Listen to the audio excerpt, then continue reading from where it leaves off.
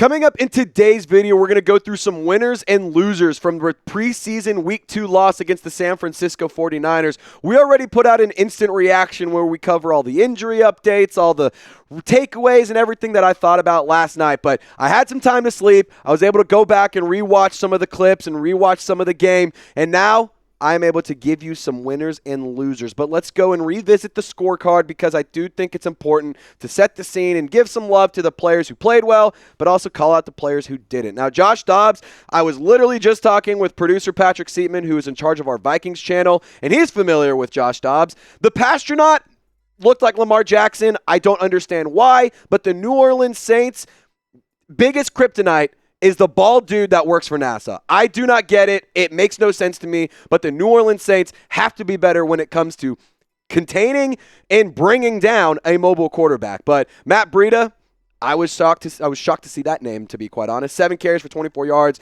Jacob Cowing had 4 receptions for 51 yards. The Saints defense ultimately played pretty well, especially the starting unit, and guys like Rico Payton, Rajon Wright, a bunch of those players were good.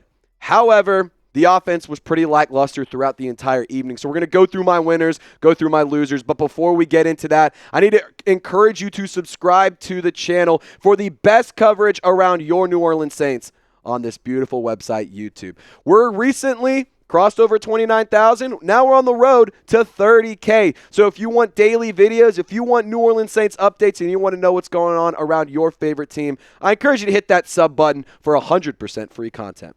All right, winner number 1. This is my biggest winner of the preseason so far, to be quite honest. Rico Payton, the UDFA cornerback out of Pitt State. The former Gorilla, that was their mascot. I had to Google it. I was shocked to see that there was a college mascot of the Gorillas. But anyway, long story short, versus San Francisco, Rico Payton put up another exceptional game. He had 3 tackles. 2 of those were solo, which was awesome. He had this really beautiful pass breakup where he actually ended up getting a little bit beat, but recovered very, very well and was draped all over the 49ers receiver, and he earned a 60.7 PFF coverage grade. And listen to this, folks. According to PFF, Rico Payton, he leads all cornerbacks in the preseason in targets with 13. And he has allowed just 3 receptions for 31 yards. He has forced 5 incompletions and broken up 4 passes, while facing the second highest average depth of target at 15.2 yards per target. And that's among corners with 50-plus coverage snaps. So got to give credit to John Sigler for pointing out that stat. Unbelievable stuff from Rico Payton. Last week, he was the second highest graded rookie in the preseason across the NFL. And he was really, really good again last night. I'm excited to see more from Rico Payton. I truly do believe there is a role for him to make the 53-man roster. Now, Jordan Mims, I want to talk about him as a winner because he continues to show off his versatility and continues to prove that he is more than just Jake Haener's former teammate. He is a good football player, and we saw it in the passing game in Week 1. He didn't get involved as a receiver in Week 2, but he still got involved as a receiver in Week 1. He got involved as a rusher. And on top of that, he got involved on kick return where he had some nice returns. And, hey, in my opinion, that's enough to carve out a spot as the running back 3. We know Kendre Miller is dealing with injuries. We know for a fact that Kendre Miller is fighting to make a spot on the roster. And to be honest, Dennis Allen seems like he's pretty upset and pretty annoyed with the Kendre Miller injury stuff. And we're getting close to having to consider Kendre Miller an injury-prone player. So don't be surprised if Jordan Mims somehow climbs to the 53-man roster and ends up being the running back 3. I'm really rooting for Kendre Miller, but, I mean, hey, it's hard to make the club from the tub. And I got more on Kendre Miller in a little bit, but I want to ask you this question. Who was the biggest winner versus the Saints, versus 49ers, for the Saints, excuse me? For me, it was Rico Payton. He continues to have a really good preseason. He continues to be good at camp. I think that Rico Payton is going to put the league on notice in a very short amount of time. So Anfernee Orji, a former UDFA linebacker from last year's class, he is also a big-time winner. He actually led the team in tackles last night, and I think that Anfernee Orji, it's going to be tough for him to make the roster. Considering the linebacking group is pretty much set at the top 3 guys with Demario Davis, Pete Werner, and Willie Gay. But after that, you got Jalen Ford into the mix. You got DeMarco Jackson. You got Khaliki Hudson. So can Anfernee Orji unseat one of those guys? I think he could, and I do think that Anfernee Orji continues to have a good preseason and good summer. I want to see him perform really, really well next week in preseason week 3. So let's see if he can continue building off of that excellent offseason so far, in preseason, I guess you should say. Taysom Hill. I know we have him listed as quarterback. I will forever consider him a football player. I mean, we're going to start Producer Seeps, remind me next time, just put the flex designation next to Taysom Hill because he's not a quarterback. He's not a running back. He's not a receiver. He's not a tight end. He was lining up at fullback last night. He was lining up at running back. He was getting involved all over the place. And I also do think that we're going to see a lot of Taysom Hill in special teams on kick returns considering the new rule. So last night, Taysom Hill had 5 carries. He had a long of 11 yards, and he was able to find the Saints' only touchdown last night on a 4th and 1. Punch it in.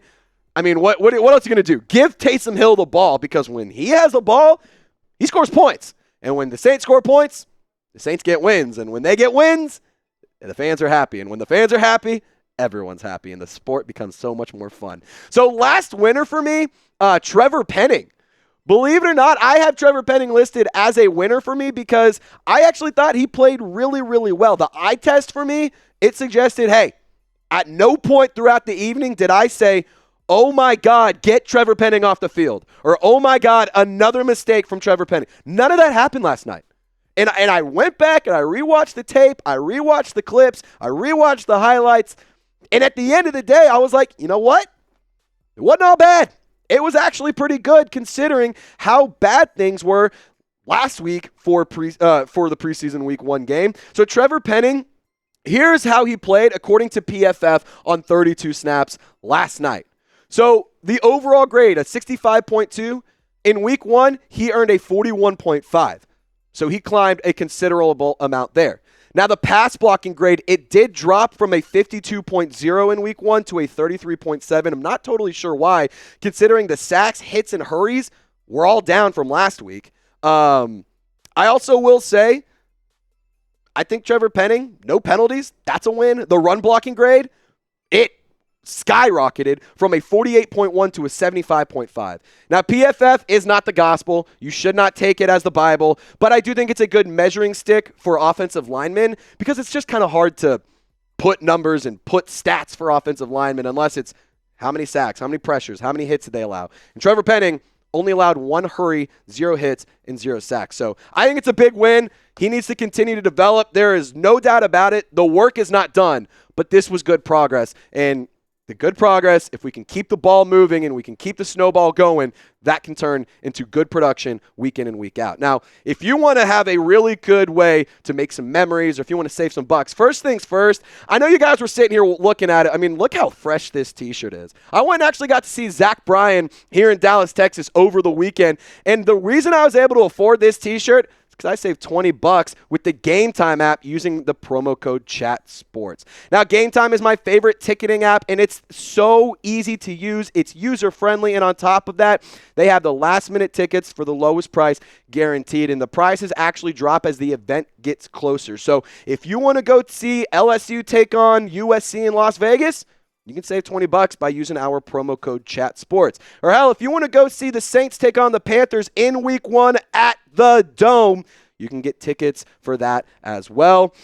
Just download the Game Time app, use our promo code ChatSports to get NFL, college sports, and other tickets through Game Time, whether it's a concert, a comedy show, or any sort of live event.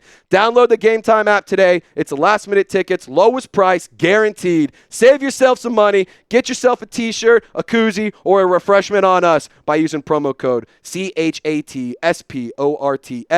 That's code ChatSports. Terms do apply. One more time. Use code ChatSports for $20 off your first purchase. All right, so a loser that I have. I understand that Kendre Miller did not play. That is part of the reason I have him as a loser. I think Kendre Miller is a good player. I think he has nice skills. I think he has really good contact balance. He has burst. He has the good vision. But the issue is he's not on the field.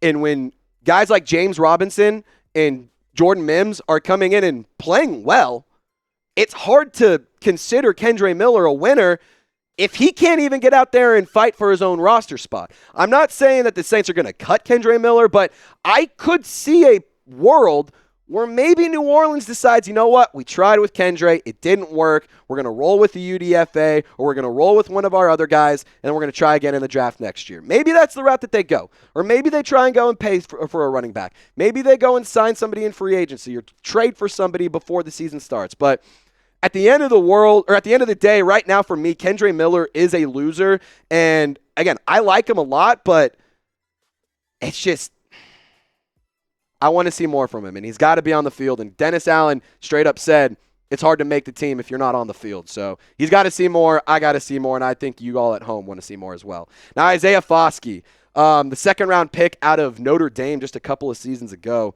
Man, this guy, there needs to be a case study on him because he has the energy, he has the athleticism, and he has some of those traits that you want in a player that can go and be really, really good.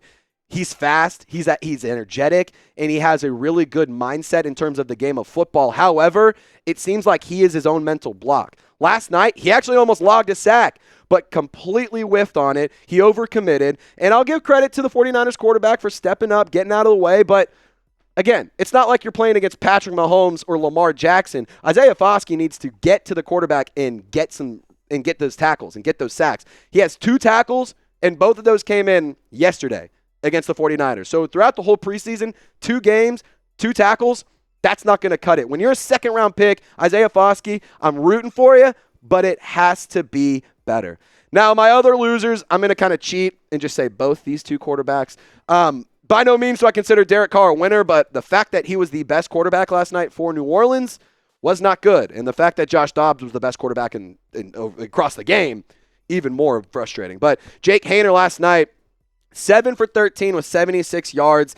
You know, there were definitely some good moments there, but with Haener, I think that he really needs to show that he has an understanding of the offense. I think he needs to show that he has the leadership. I think he needs to show that he has the playmaking ability and that he has it better than Spencer Rattler. And with Haener, I think he's a good player. He didn't take any sacks last night, so that's a win in my book. But I mean, only 76 yards. Again, it's a preseason game, 13 throws, like, not going to go crazy about it. But last night, the quarterback play when Haener, I really thought it was like, all right, Jake is going in second, or as the QB3. He has the opportunity to go and win the game for the Saints. He can try and have a game-winning drive and really get some good mojo and get some massive brownie points in the Jake Haener QB2 bucket.